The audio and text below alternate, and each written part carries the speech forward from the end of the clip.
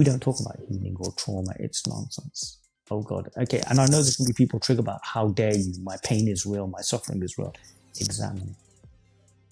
Examine it. Really examine it. Because the story of me contained everything: heartbreak, depression, failed suicide attempt, financial loss, mental breakdowns, everything. And okay, fine.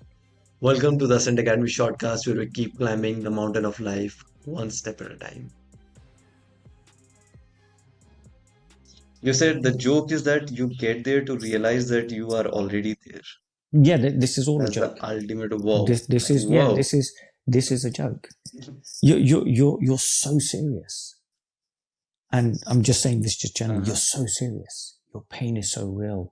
Your healing is so needed, and you need to tell everybody about it. And then what happens is you go on that healing journey. So you've got to beat everybody up about that as well. That you're just trying to heal from your traumatized inner child.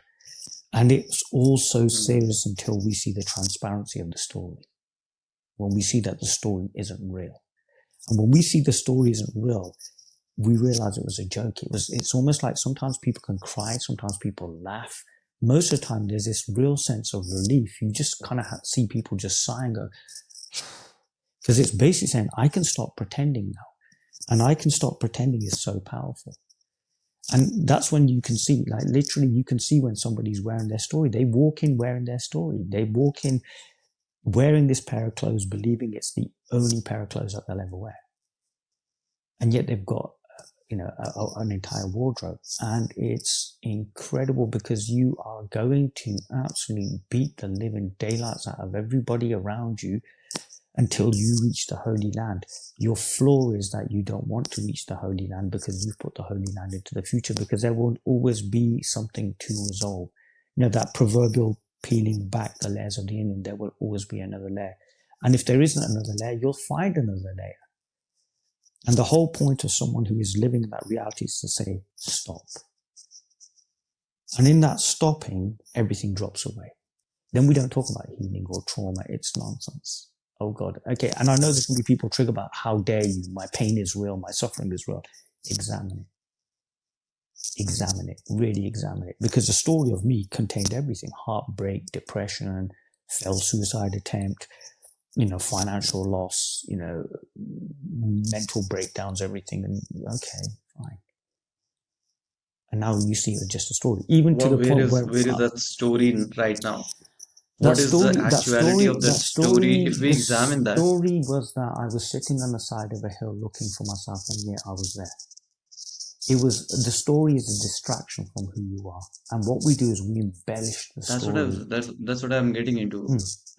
Where is that story right now? Right. The story right now for me. That's not a reality. No, it's not. No, not for no, you. it's not. Like it's for not. that No, it's person not. who's saying, yes, it's not. It's not a reality. Can you recognize that? Because then the story just goes back to being a story. It's just something that allows you to function through this thing called life. And when we can accept that, that story becomes very efficient in allowing us to function through life. seeing it for what it is rather than having totally. illusionary. The Emperor's New Clothes. The Emperor's New Clothes. All realization is that child pointing at the Emperor and saying he's not wearing anything. The mass delusion is that the Emperor is wearing everything. He's wearing the most beautiful, outfit. So the mass delusion we see in society is that this story that we've embellished, that we've made absolutely amazing, is real. Realization is just that child that goes, it's not real. And we don't like it. It's just a memory in my head. It's just a memory somewhere. I don't even know if there's a head there anymore. Because I think there was an amazing writer who wrote something. And most funny thing about memory is one of the most fascinating fact I learned about memory is that every time you recall a memory, you change it. Yes. So every time you're thinking about your own story, so you said you're something manipulating it. really, really important. So every time you think about it, the story changes. Firstly, who thinks about it? So there is somebody in control. And that's what I'm referring to. That thing actually in control is who you actually are. So stop living in the story, step out and observe the story. And you'll realize that something is observing this mind, something is observing this story, And that's who you actually are. That thing which is prior to the story, And that created the that story, will I'll set you free. that will free you to see infinite Of course, yes. possibilities. Talk to me a little bit about, let's end with that. Because then what happens is you realize that none of it's real. And because none of it's real, you don't have to then invest in any particular viewpoint. You can be open to every viewpoint. It allows you to have that joy of discovery. It allows you to trust that life will just take care. And that trust will deepen, but in that trust deepening, you will see yourself more and more. So you are that thing prior to the story, prior to the mind. In that place, anything exists. So the story can be changed. The narrative can change. So, a year ago, the narrative changed to, I don't want to speak about this. I'm just going to go and do normal things. That was absolutely fine. Now the narrative is there's a guy who's taken a bit of time off. He's now talking about this, but he has a life outside this. So this is wonderful. Don't get me wrong. This is absolutely wonderful. But I do things outside this now, and I'm really enjoying that. But that's because what I found is as we accept ourselves, our capacity increases. Our bowl becomes bigger. So what may happen is one day you're running a podcast successfully, I don't know, running another business, you will find that your story is not real. The thing that I found in this was that when seeking stopped and seeing started, my narrative, my story stopped being real because I was constantly shown that the story is not real, which then saw me pushing the limits of that story. And it occurred naturally.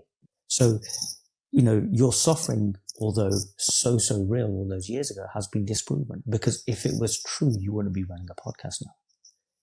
Because when we're in the depths of suffering, we get up every morning and we can't be bothered to face life, and we aren't taking care of ourselves, and we can go days in the same clothes or not brush our teeth, or we hate ourselves.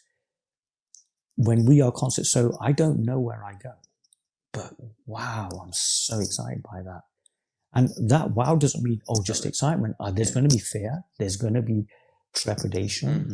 But if we can sit with our insecurities, like sit with our suffering, we find that once suffering which is a gift, gives us a lesson that we want. That suffering created this. So it was a gift you gave to yourself. Yeah. And rather than looking for opportunities which are never coming your way, you start realizing all the opportunities which were already there in the room you were sitting. So all that time thinking of those opportunities which that character wanted. And all those opportunities then basically means every door is open. And life, because you're not separate from life, would always pick the best particular one at that any time. So in that sense, the idea of personal ownership dies. It doesn't need to be here. And in that sense, then separation isn't there and we're free. This is so profound, man. This is so profound. Thank you for stopping by. If you enjoyed my exchange with Zahir, you would love to listen to our full conversation. You'll find it by clicking the link in the description below. See you there.